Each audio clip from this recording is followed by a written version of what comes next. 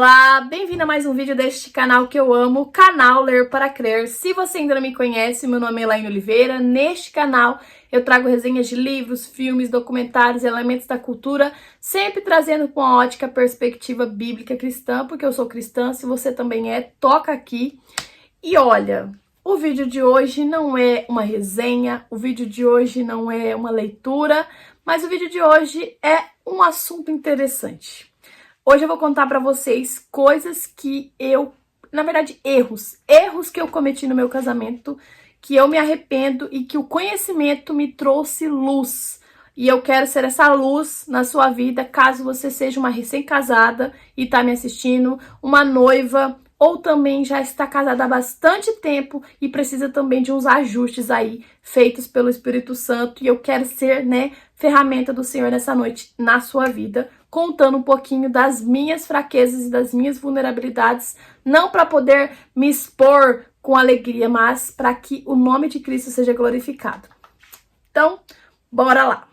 Primeiro grande erro que eu cometi no meu casamento, sendo eu e meu esposo cristãos, a gente precisava praticar mais o cristianismo, ter mais fé e, infelizmente, o erro foi não ter tido filhos no começo do casamento. Sabe aquela história? Vou curtir o casamento, vou isso, vou aquilo.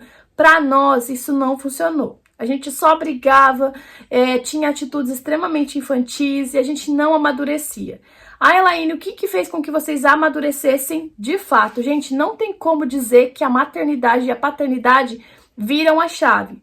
Se você tem ali 30, 40 anos e se considera uma pessoa madura, espera até ter filhos. A nossa cabeça praticamente se modifica. Eu lembro que quando eu estava grávida da Mariana, eu recebi um comentário de uma pessoa que me chamou muita atenção. Ela falou, Elaine, a partir de agora, você não vai ser mais a mesma mulher. Quando você chegar naquela maternidade, você não vai mais se reconhecer. É uma transformação que só Deus pode explicar.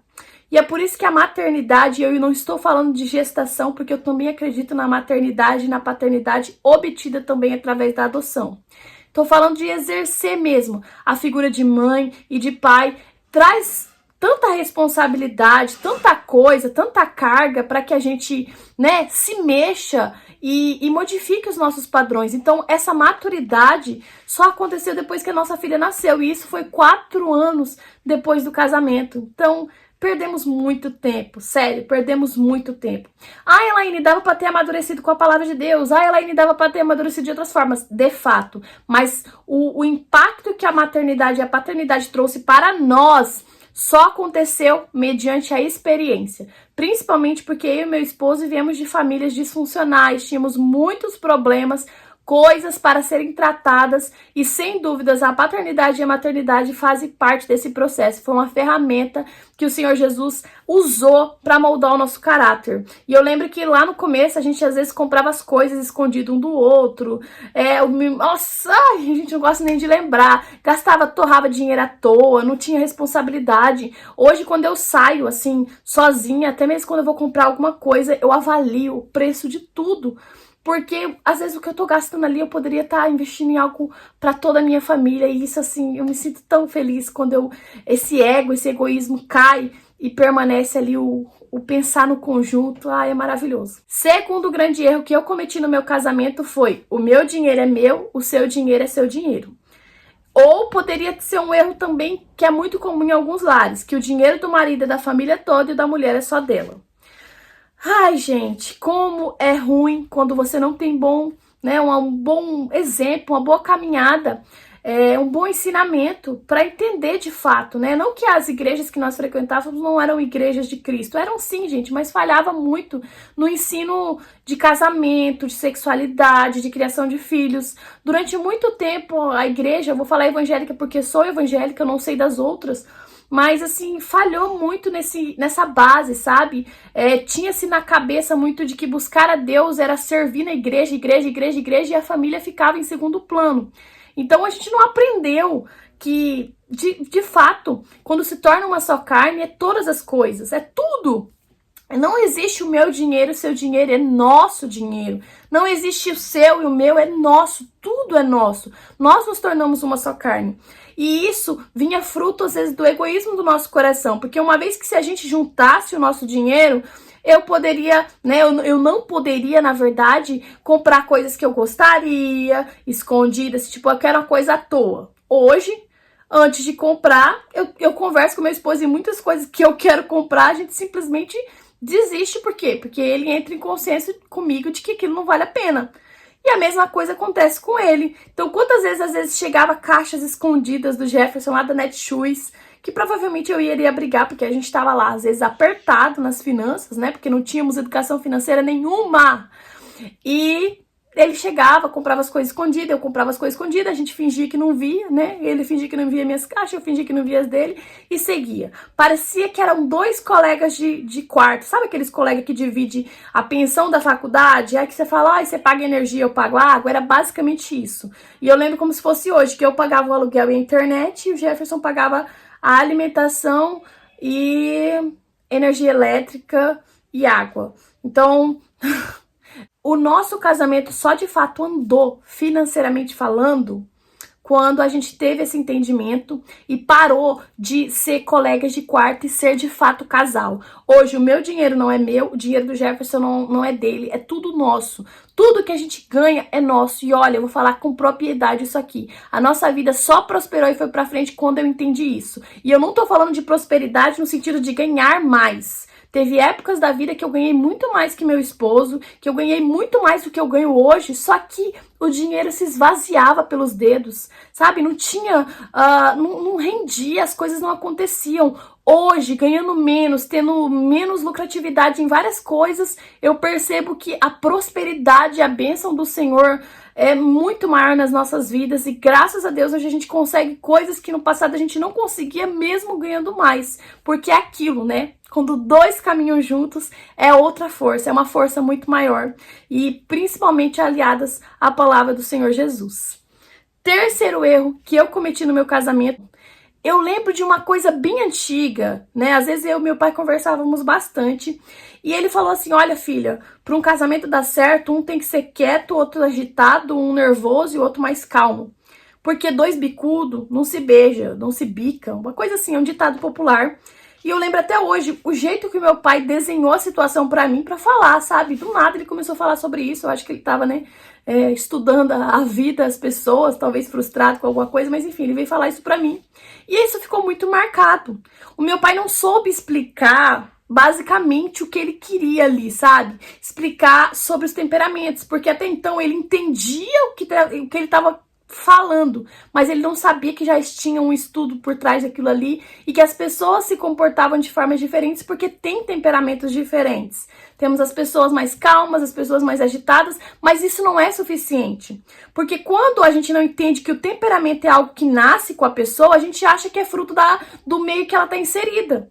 Então, eu achava que o Jefferson, ele era daquele jeito porque ele tinha tido uma criação daquele jeito, sabe? Uma criação que ele é mais quieto, mais sossegado.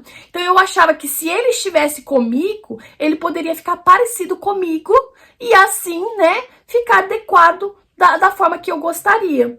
Hoje, gente, hoje eu sou especialista em temperamentos e eu dou mentorias por videochamada, eu trato com casais, eu trato com esposas principalmente, e eu percebo o quão eu errei, como eu falei nessa época. Por quê? O meu esposo é de temperamento melancólico, aquela pessoa introspectiva, que é uma pessoa mais tímida, que não gosta de ser exibido, que não gosta de usar roupas espalhafatosas e coloridas, não gosta de chamar atenção, precisa daquele momento da caixinha do nada, de silêncio, não gosta de barulho, não gosta de desorganização. Então, sim, tem várias coisas dele que vem dele, não é da família dele. Porque se eu vou falar com a mãe dele, eu percebo que ela é bem diferente dele. Ela é muito mais quente. E eu lembro que algumas coisas que eu fazia irritava muito o Jefferson. Eu achava que ele tava de frescura. Eu falava assim, nossa, ele vai ter que se acostumar, né? Sabe aquela história que a gente vai ter que se acostumar, você vai ter que se adaptar a mim? Era basicamente isso. Então eu achava que se eu inserisse o Jefferson em coisas que ele até então não era acostumado, ele ficaria parecido comigo. O mesmo erro eu acabei cometendo até com a minha irmã. Minha irmã é totalmente diferente de mim, ela tem um temperamento frio. E eu achava que muitas vezes era pelo fato dela não sair, dela não conversar, dela não ter... E não pelo fato dela ser introspectiva naturalmente. Hoje, entendendo o temperamento, eu vejo que eu cometi erros do tipo de chamar meu esposo para coisas que ele não tava afim, no sentido assim de se expor, sabe? De ter exposto meu esposo muitas vezes também a coisas que ele não tava, sabe? Se adequando e não estava acostumado. Eu errei em, às vezes, não compreender os momentos que ele precisava ficar sozinho, então eu já ficava emburrada, ficava brava, muito infantil, né? Então, hoje eu entendo que ele precisa do tempinho dele, do tempinho na caixinha do nada, que ele precisa ter aquele momento assim, né, calmo, sem barulho. Então, hoje eu mudei. Eu mudei meu temperamento? Não, eu continuo sendo aquela pessoa que gosta de música alta, que gosta de dançar, que gosta de barulho, que gosta de várias coisas. Só que eu respeito o espaço do meu esposo. Então, quando ele não tá em casa, eu escuto o som bem alto. Mas quando eu vejo que ele já chegou no portão, a primeira coisa que eu faço é adequar a casa para que se torne um ambiente em que ele se sinta à vontade também. Então eu desligo o som. Eu lembro que quando ele chegava em casa, ele já chegava pedindo para desligar o som estava muito alto. E eu falava assim, poxa, que falta de respeito não querer deixar eu com o meu som alto. E assim, eu não pensava pelo fato de o quanto aquilo ali incomodava ele. Né, o quanto aquilo ali era problemático para ele. Eu só pensava em mim. Então, sabe que casamento, gente, é negar. É igual evangelho, tem que negar um pouco do nosso eu, um pouco das nossas vontades para o outro. E o outro também tem que fazer isso. Mas às vezes pro outro fazer isso é muito difícil. Pro Jefferson até hoje é difícil estar num lugar barulhento. Esses dias a gente foi no cinema, né? E o cinema é muito alto, fazia tempo que ele não ia no cinema. E aí ele virou pro meu lado assim. Ele falou, amor, você acredita que eu ia pedir para baixar o volume? Porque na hora ele não se ligou que ele tava no cinema. Ele meio que assim, ele tá acostumado. Toda vez que tá muito barulhento aqui em casa, ele fala pra baixar o volume. E ele já ia falar pra baixar o volume. Eu falei, amor, a gente tá no cinema. Ele falou, tá muito alto. Falei, tá muito alto. Mas a gente conseguiu assistir o filme, né? Se acostumou. Foi só nos primeiros minutos que ele tomou aquele susto. Mas enfim, hoje, entendendo o temperamento do meu esposo e o meu temperamento, eu não invado a área dele, porque eu conheço, e eu também procuro formas de também a minha área ser preservada, eu não deixar de ser aquela pessoa feliz, alegre, divertida, que gosta de pessoas, que gosta de estar no meio de bastante gente, que gosta de ficar até o final da festa, e a gente vai se adequando a isso, né? Enquanto o Jefferson é o primeiro a sair da festa, eu sou a última, a gente procurou um equilíbrio ali, nem ser a primeira e nem a última ali, né? Entre os meios a sair da festa. Mas o ensinamento do meu pai lá, de que lá atrás as pessoas são atraídas por pessoas diferentes, é porque geralmente os nossos defeitos a gente não suporta encontrar no outro. Então, eu não gosto de homem exibido. Quando eu chego no lugar e tem homem muito exibido, sabe aqueles homens espalhafatosos, que usa roupa extremamente chamativa, que gosta de chamar atenção? Não me atrai, né? Não me atrai. E eu sou exatamente assim, né? Me atrai aquele homem mais tímido, mais quieto, recatado, que não é dado pra todo mundo, entendeu? O meu marido me atrai. E hoje, entendendo o temperamento, eu percebo o quanto tem um dedinho de Deus em toda essa situação. Porque quando eu vejo meus filhos e os temperamentos que eles têm, né? O meu filho tem o mesmo temperamento do meu esposo. Eu já imagino meu filho se casando com uma mulher super divertida e super alegre, porque ele é de temperamento frio. Eu imagino a minha filha colérica casando com um fleumático, que é aquele homem mais sossegado, né? Aquele homem, né, mais relax, que gosta, assim, né, de uma mulher mais quente, mais tranquilo. Eu imagino a minha filha sanguínea também encontrando seu melancólico, porque é assim, sabe? É assim que acontece. Nós nos sentimos muitas vezes atraídos por aquilo que nós não temos e que também falta no sentido de trazer uma certa alegria, sabe? O Jefferson trouxe pra mim um certo recato, sabe? Um recato, não sei nem explicar, mas eu trouxe pra ele um pouco mais de alegria também. Então a gente fez essa troca e graças a Deus tem dado muito certo. E agora, por último, eu tenho outros, gente. Se vocês deixarem bastante like aqui, é claro que só tem como deixar um, né? Mas se vocês comentarem e deixar like aqui, eu volto com a parte 2. Mas qual que é o último que eu, assim, me arrependo de ter cometido? E é, sem dúvidas, ter sido muito feminista, ter sido uma mulher muito masculina no começo do meu casamento, e esses resquícios refletem até hoje. Volta e meia eu tenho que ficar expulsando o demônio do feminismo da minha vida. Então, às vezes, eu vejo aquelas frases que eu falo que parece que eu saí do movimento feminista. Eu falo, sai de reto, Satanás! Porque é forte demais a lavagem cerebral que a serpente faz no nosso coração. Claro que o feminismo, ele nasceu num terreno fértil onde havia muito machismo. Mas nenhum é bom, gente. Nem o machismo, que é um extremo, nem o feminismo, que é outro extremo. Embora muitas feministas vão discordar comigo, mas eu só vejo extremos. A amargura, a revolta, tudo isso gera no nosso coração sentimentos de rebelião. Literalmente é uma rebelião. E Deus, ele não se agrada de rebelião. A gente não precisa se rebelar para vencer. A gente precisa muitas vezes se unir para isso. E no casamento é exatamente isso. O feminismo, o machismo, todas essas ideologias de revolta, eles geram uma separação e uma resistência, uma competição entre o casal.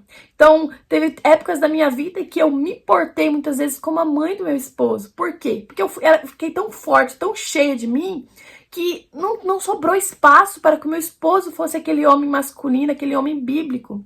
E eu não gostaria que, se você está assistindo, que você chegasse aonde eu cheguei, nos problemas que eu gerei dentro do meu coração, ansiedade, tristeza, síndrome do pânico, várias coisas que eu passei durante a minha jornada porque eu carregava nos meus ombros pesos que não me pertenciam.